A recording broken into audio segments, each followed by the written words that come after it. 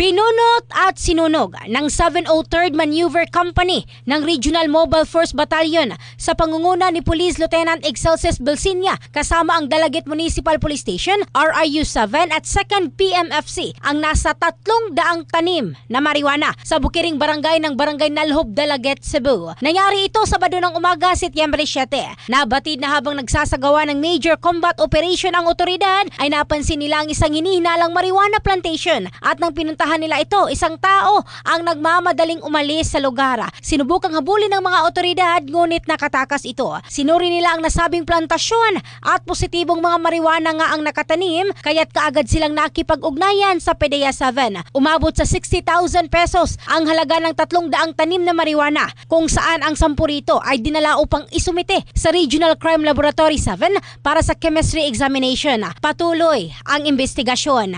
In the heart of changing lives. Ito si Michelle Craste ng Brigada News Philippines, the Music and News Authority.